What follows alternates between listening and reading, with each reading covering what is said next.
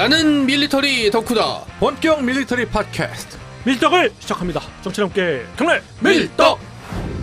바로 안녕하세요, 박찬준입니다. 안녕하세요, 놀러남자 정명섭 정작입니다. 예, 월간 플레스 홍편입니다.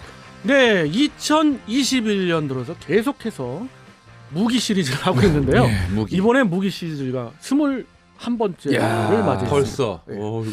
그래서 21번째는 어떤 무기 체계를 소개해드릴까 했는데 언제 알 것 같아요? 뭐 21번째니까 KF-21?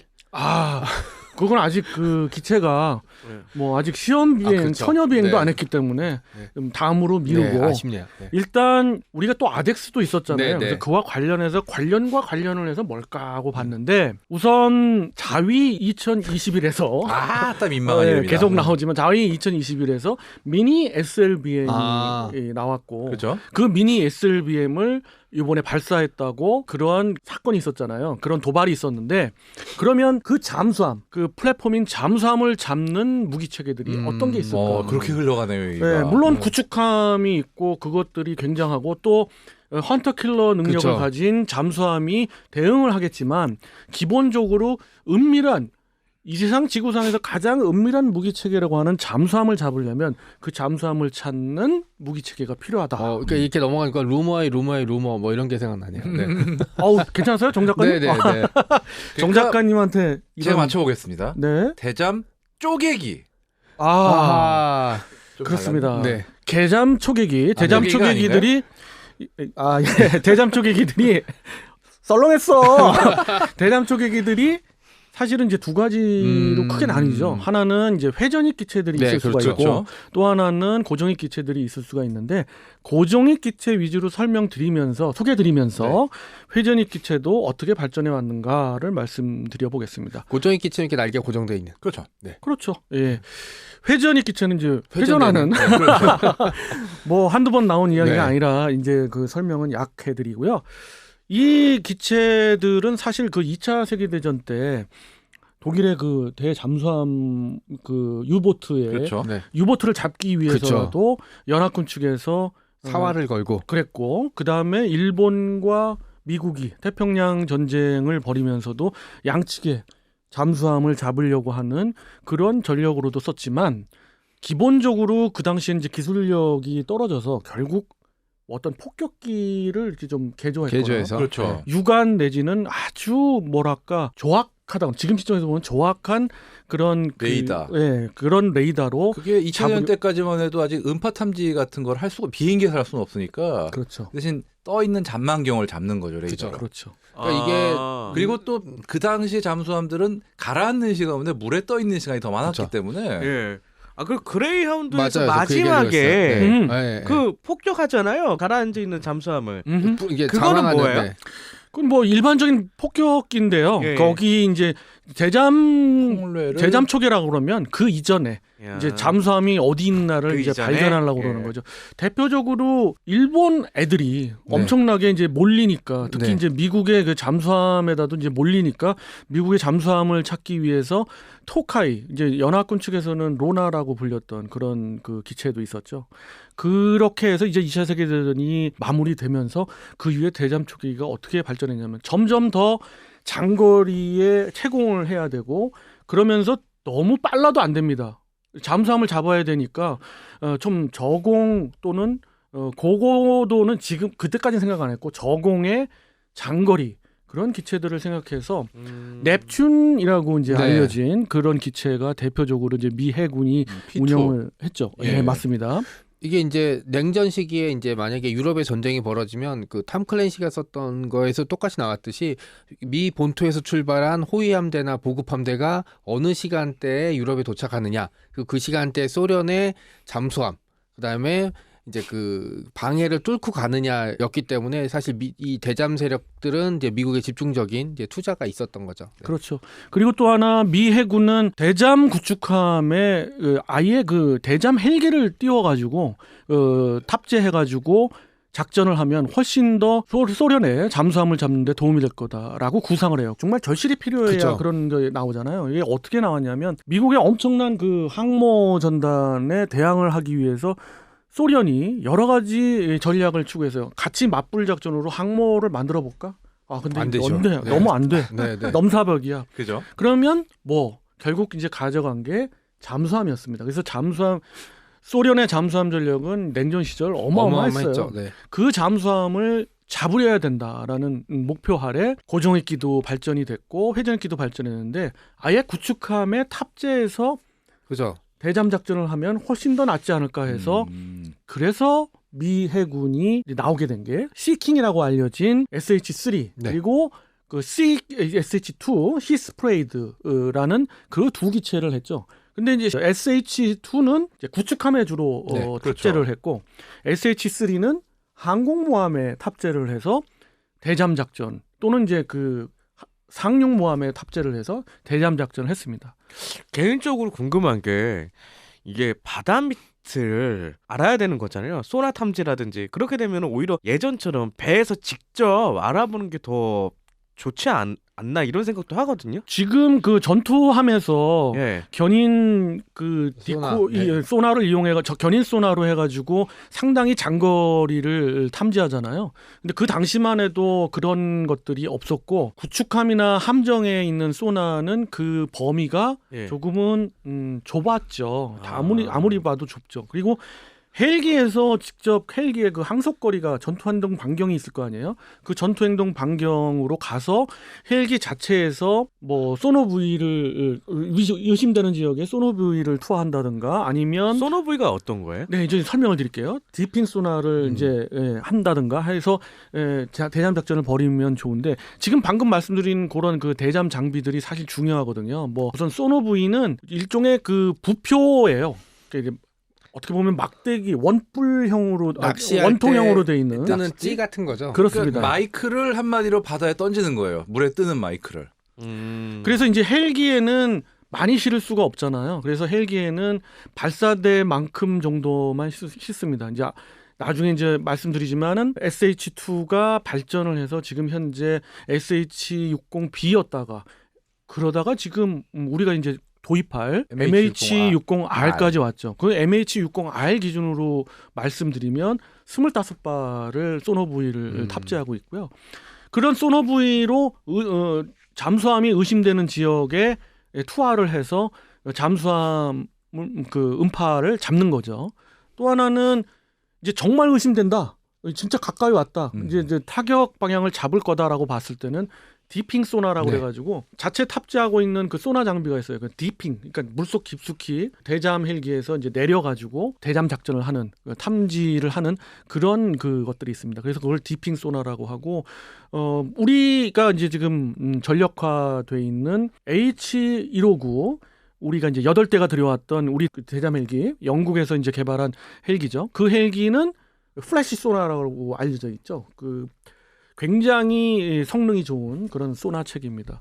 물론 거기에 버금갈, 그러니까 플래시 소나보다 조금 더 앞서거나 거의 대등하다고 하는 것이 MH-60R에도 들어가 있습니다. 이걸 쉽게 어떤 걸로 비유하면 좀 좋을까요? 그러니까는 낚시 이제 아까 홍 의원님이 얘기한 것, 홍 편집이 얘기한 것처럼 물 속에다 마이크를 던져놓고 기다리는 거죠. 낚시하듯이. 그 다음에 어딘가에 있다. 이러면 이제 그때는 디핑 소나를 띄워서 그 위치를 확인하는 거죠. 네. 그러니까 소노부이는 무선 마이크를 물에 떨어뜨리는 거고 디핑 소나는 이제 유선 마이크. 유선 마이크를 물에 싹 담그는 거예요. 아무튼 이제 말씀하신 게 대충 맞는 것 네, 같고요. 네. 또 하나 이제 이왕에 이제 그 탑재 장비들 특히 이제 대잠 장비들을 보면 MAD라는 게 있습니다. 그 각종 그 대잠 초계기 오늘 주가 될 거는 이제 고정익기인데 고정익기의 대잠 초계기에 보면 후미에 기체 후미에 뾰족하게 나와 꼬리 있는 같은, 꼬리 네. 같은 부분이 있을 거예요. 꼬리 아닌가요, 진짜? 네, 예. 기능이 다 있죠, 그래도. 그게 이제 뭘 그러냐면 원래 그 대부분의 잠수함은 강철로 만들어져 있어요. 그쵸. 그래서 강철이 있기 때문에 지구에 있는 그 자기장의 원리를 이용해서 그 자기장이 이상 유무가를 판정할 수 있는 그런 기체예요. 그래서 정말 그 장비에 걸렸다 그러면 진짜 끝난 거죠. 정확한 위치가 네. 이제 알려지는 거고요. 그래서 그런지 다른 나라는 아직까지 그 MAD 장비를 장착하고 있는데 미 해군만 이제 자기네들 포세이돈에 그것을 생략했어요. 왜?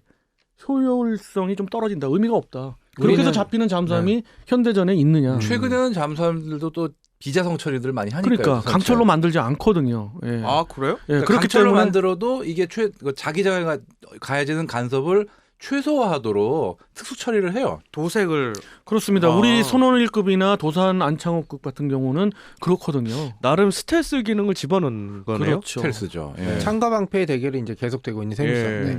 그리고 또 하나 그 포세이돈 그러니까 미 해군이 가장 최신형으로 개발한 오라이언의 후계로 개발한 포세이돈은 그 작전을 고공에서 하는 걸 염두에 뒀기 때문에 좀 저공으로 작전을 하고 있는 오라이언하고는 어떤 개념 자체가 다르기 그렇죠. 때문에 당연히 MAD를 생략했는데 다른 나라는 아직도 오라이언을 많이 운용하거나 포세이돈을 운영하더라도 저공 작전도 필요하다 해서 예를 들어서 포세이돈이 지금 배치가 된 나라가 4개국인데 4개국. 그 중에서 대표적으로 인도 같은 경우는 우린 장착해줘 그래가지고 그랬었죠. 예. 달고 있어요.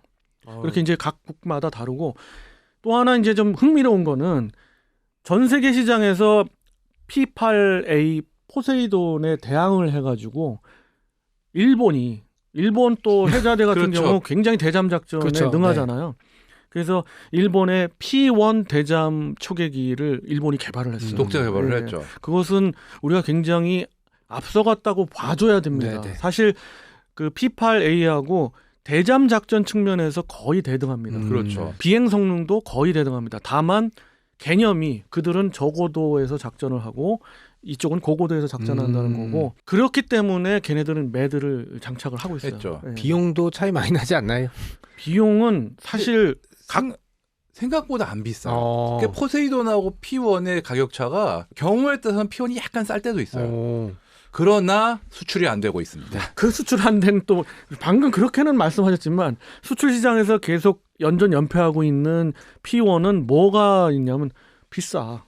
유지비가 기본적으로 비싸죠. 비싸. 아니 유지비가 아니라 얘기라. 단가도 비싸서 패배를 단가 자체는 생각보다 안 비싸다고 아니 그래요. 그러니까 유럽이나 또 호주에서 제안을 했을 때 P1 그러니까 우리가 볼 때는 비싸다 안 비싸다 우리가 판정할 수가 없어요. 왜냐하면 계약서에 어떻게 들어가는가를 모르니까. 하긴. 예. 그런데 외국 전문지에서 나오는 말들의 거의 공통적인 거는 이쪽의 패배 원인은 어쨌든 단가가 비쌌다라는 거예요. 그리고 이제 포세이돈 같은 경우 이제 미국제 기체 같은 경우는 계속 개량되고 생산되니까 그렇죠. 업그레이드가 되는데 바로 그렇죠. 그겁니다. 그것도 있죠. 확실히. 그래서 결국은 규모의 경제가 네. 있기 때문에 미국 그 미 해군에서 120여 대를 그 생산 배치를 하기 때문에 당연히 단가가 떨어지는 몇십 년 거죠. 동안은 있고, 부품 걱정이 없죠. P1 같은 경우는 기본적으로는 어떤 일본 독자 기체니까 이게 유지비나 이런 게 신경을 안 쓸 수가 없는데 포세이돈은 그래도 기본은 이제 엄청나게 많은 양이 생산된 그렇습니다. 보잉 737이 기반이기 때문에 정비나 이런 쪽 유지 쪽에 아무래도 유리하죠. 그래서 이제 우리나라 해군 이야기를 해드릴게요. 우리나라 해군은 대잠 초계기로 P3C 오라이언을 현재 운영하고 있습니다. 오라이언을 16대를 운영하는데 개량을 했기 때문에 기체 성능은 대단하고요.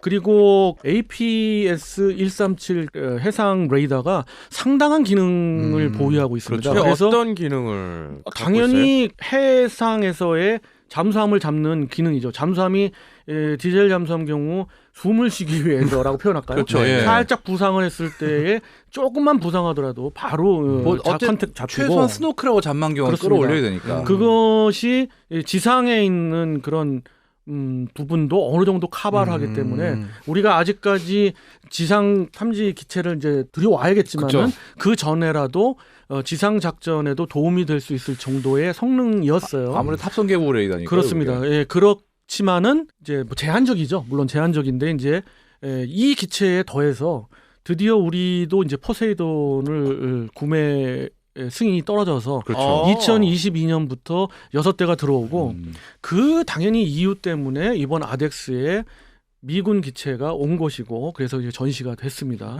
그래서 미군 기체를 보면 우리가 앞으로 들여올 MH-60R과 그리고 고정익기로 P8A가 이제 같이 이제 마주보고 전시돼 있음을 느끼고 네. 그런 어떤 뜻이 있어서 또 아덱스에서 세일즈죠, 전시됐다는 뭐. 거. 그렇죠. 다만 이제 이건 세일즈라기보다는 미 해군을 통해서 우리가 2022년이나 2023년부터 갖추게 될 네. 그런 무기 체계를 눈으로 볼 수 있게 되는 거죠. 저는 실제로 보니까 괜찮더라고요. 좋죠. 거기서 제가 굉장히 좀 강조하면서 좀 눈여겨보고 있는 건 굉장히 P8A가 여러모로 항전 장비들이 잘 갖춰져 있어요. 특히 후미 부분에 보면 DIRCM이 굉장히 고성능 DIRCM이 있거든요. 상당히 이게 전략 장비이기 때문에 방어 체계도 그 전자 항전 장비의 방어 체계도 대단한 장비들이 들어가 있는데 심지어 안에 냉장고도 좋은 게 들어있더라고요. 예. 그래 저는 이제 사실은 몇 년 전에 아덱스에서 그걸 공개했을 때 전 들어가 봤어요. 아마 같이 들어갔을 거예요. 거의. 네. 콘솔이 5개가 있었고요. 그리고 그 보잉 측에서 브리핑을 저는 받아봤는데 그때 받은 느낌은 정말 이 기체는 들여야겠다는 생각이 들었어요. 근데 여기서 중요한 거는 다른 나라에서 그런 것들을 들어올 때 사실 우리 그 단가 문제 때문에 생략하거나 약하는 경우가 있거든요. 아까 규모의 경제 얘기하셨지만 네, 인도나 다른 나라 도입 국가도 생략한 부분들이 있을 거예요. 그렇죠. 근데 어떤 부분이 생략돼서 들어올까? 아니면 기체가 다 온전히 들어올까? E7, P4I도 사실은 4개국이 조금씩 달라요. 다 다르죠. 네. 네. 그렇지만 우리가 좀 아쉬운 부분이 있거든요. 그건 뭐 다음 그 기체를 소개할 때 말씀을 드리겠습니다만은 이런 부분에 있어서 좀 관심을 갖고 있고요. 야, 이렇게 되면은 동해, 서해, 남해 요 일대는 포세이돈으로 잠수함들은 볼 수 있다라는 거잖아요. 그렇습니다. 탐지가 가능하다는 거죠. 그 말씀을 좀 덧붙이면 그건 오라이언이 담당을 주로 할 거고요. 예. 지금 6대 이게 포세이돈의 가장 전략적인 목표는 뭐냐면 북한의 마양도입니다. 마양도 기지 나중에 설명드리겠습니다. 마양도 기지는 북한 잠수함의 70%가 운영하고 있는 거의 섬 전체가 요새화되어 있는 기지입니다. 거기를 우리가 집중적으로 보기 위해서 고고도에서 집중적으로 보기 위해서 가장 처음 포세이돈 외에는 없겠다 싶어서 들여온 것이고요. 가뜩이나 북한 잠수함 그 전략이 우리나라보다 뒤처지는데 이제 완전 그냥 꼼짝 말하네요. 그렇습니다. 그건 반드시 잡아야 되고 그 출항과 동시에 만약에 SLB이 탑재한 잠수함이 있다면 출항과 동시에 추적해서 틈만 보였다 그러면 그렇죠. 바로 그래야죠. 격침시켜야 합니다. 그리고 이제 이름 공모해야 되는데 생각났어요. 포세이돈 어드벤처 어때요? 갑자기 훅 들어오네. 그거 좀 무서운데 그건. 그건 굉장히 아니라고 유명한 봐요. 영화였고요. 그건 좀 아니라고 봅니다. 자 이렇게 해서 이번 시간은 용왕의 대잠 칼날. 네. 예. 네. 대잠 초계기의 고정익기와 회전익기 전반에 대해서 말씀드렸고요. 시간이 생각보다는 좀 훅 갔는데 네, 네. 다음 또 이런 주제와 내용이 있을 때 이어서 말씀드려보도록 하겠습니다. 이러한 무기 시리즈는 이런 게 있다. 네. 이런 걸 설명드리는 재반의 설명을 드리는 시간이라서 여러분들 이해해 주시고 뭐 내년 가서는 조금 더 깊이 한번 파보도록 네. 기체마다 파보도록 하는 또 그런 시간도 가져볼 예정입니다. 여러분 이번 시간 이것으로 마무리하고요. 다음 시간은 또 다른 무기체계로 찾아뵙도록 하겠습니다. 청취자 여러분께 힘을 밀 밀떡!